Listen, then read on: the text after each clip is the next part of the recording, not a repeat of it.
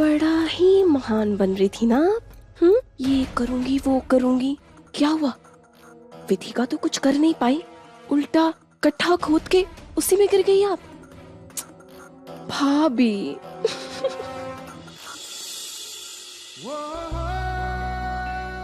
आपने कहा कि पायल को ऑडिशन के जाल में फंसा, मैंने फंसाया।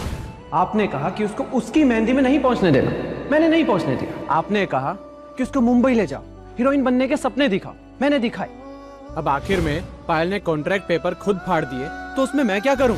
मैंने ये सब कुछ पैसे के लिए किया है। आपकी भाभी मृति ने मुझे पैसे दिए थे ये सब कुछ करने के लिए।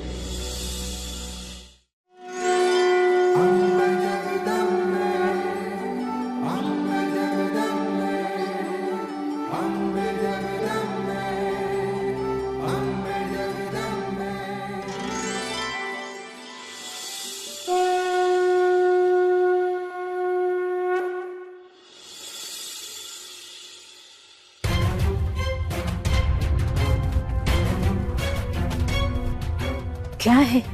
आजादी।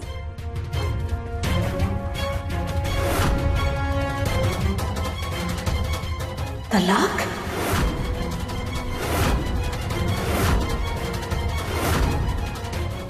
भारती, इतनी छोटी छोटी बातों पर कोई तलाक लेता है? छोटी सी बात आपके लिए होगी छोटी सी बात माँ, लेकिन मेरे लिए नहीं है। और बहुत निभा लिया मैंने इस रिश्ते को, पर अब समझ आया कि देवेन को मेरी कोई फिक्र नहीं है। उनके लिए उनके घर वाले सबसे ज्यादा इंपॉर्टेंट थे, और मैं ऐसे घुट घुट के जीने वाली नहीं हूँ। जो सजा आपने वेद को दी वो मैं नहीं सहने वाली। भारती, गलतफहमी हुई है तुझे देवन को समझने में। बेटा, इतनी जल्दबाजी में अपना घर मत उजाड़, समझा कर बेटा। मुझे ये तो हमेशा हमेशा के लिए घर आने का प्लान कर रही है।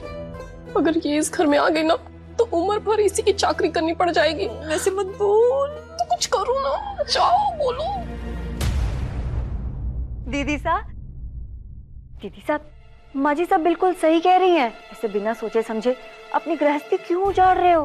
पति हैं थारे, अगर थेर उठे हो तो मान जाओ, और जीजू सर उठे तो उन्हें मना लो और अपने घर जाओ। भाभी साहब, आप नहीं समझे। मेरे सुंदर भाई साहब बहुत भोले हैं, वो चुपचाप आपकी हर बात मान लेते हैं। हाँ? पर मेरे पति देवेन, उनको लगता है मैं ही हमेशा गलत हूँ। दीदी बुरा मत मानिएगा, पर मोस्ट ऑफ द टाइम तो देवेन जीजू ही सही होते हैं ना। भारती, देवन को तू परख नहीं पा रही है बेटा। बात तो ये सही कह रही है, देवन हीरा है। जब समझेगी ना। समझ रही हूँ माँ, सब कुछ समझ रही हूँ मैं। आप मुझे अपने पास नहीं रखना चाहती, इसीलिए आप मुझे जबरदस्ती देवेन के पास भेज रहे हैं।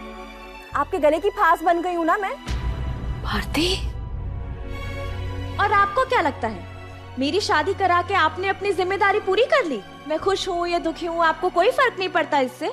आप बस मुझे इस घर से निकालना चाहती हैं। एक बोझ बन गई हूँ मैं आपके लिए।